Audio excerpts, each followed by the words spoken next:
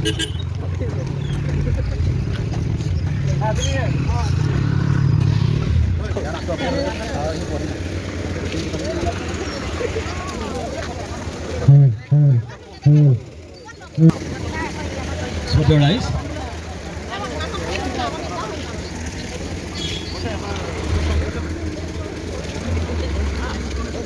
মন্ত্ৰী মহোদয় আজি ইয়াৰ বিধায়ক মহোদয়ে আজি ইয়াৰ আধাৰশিলা স্থাপন কৰিব লৈছে। এই পথটিৰ দৈৰ্ঘ্য হৈছে 3 কিলোমিটাৰ।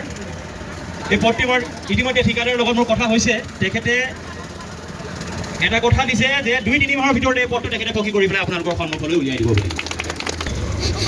পৰম শ্ৰদ্ধাৰ আজি আমাৰ মাজত আহি উপস্থিত হোৱা আমাৰ মৰমৰ জনপ্ৰিয় বিধায়ক শ্ৰীযুত মৃণাল শইকীয়া ডাঙৰীয়া তথা ৰাইজ, জয়তে মই আপোনালোক আটাইলৈকে আজি ইংৰাজী নৱবৰ্ষৰ শুভেচ্ছা জ্ঞাপন কৰিছোঁ। সকলোৰে অনাগত বছৰটো কুশলময় হওক। গতিকে মই বিধায়ক মহোদয়ক এখন ফুলাম গামোচাৰে আদৰণি জনাবৰ কাৰণে আমাৰ বুথৰ সভাপতি টংকেশ্বৰ বনকে অনুৰোধ জনালোঁ।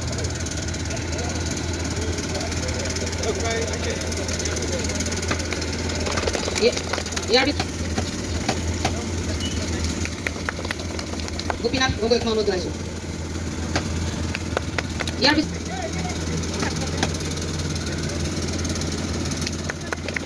লগতে আমাৰ থোৰাজন গ্ৰামগাঁও নামঘৰৰ পৰিচালনা সমিতিৰ সভাপতি দুনেশ্বৰ গগৈ ডাঙৰীয়া ইয়াক আদৰণি জনাবৰ কাৰণে আমাৰ অৰ্পিতক মই অনুৰোধ জনাইছোঁ। আমি সদ্যহতে জনপ্ৰিয় বিধায়ক আমাৰ মৃণাল শইকীয়া ডাঙৰীয়া আপোনালোকক দুআষাৰ ক'বলৈ অনুৰোধ জনালোঁ। সকলোলৈকে নতুন বছৰৰ শুভেচ্ছা থাকিলে। বিহু আহি আছে। আপোনালোকৰ বিহু এটাও আহে। ছট পূজা হয় নহয়, টুচু পূজা এটাও আছে। এইখন বাগানত হয় নাই টুচু পূজা? হয় ন? মাঘ বিহুৰ লগতে হয়।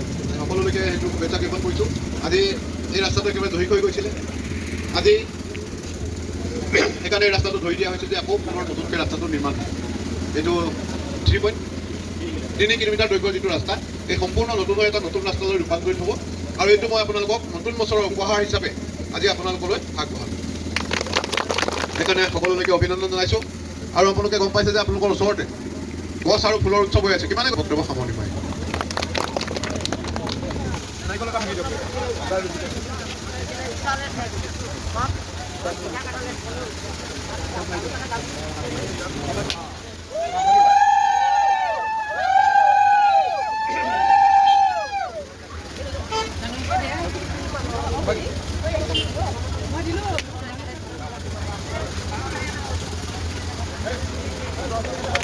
দিব লাগে কেলে যা লাগিব আকৌ দিব লাগে দিয়ে থাকিব লাগিব।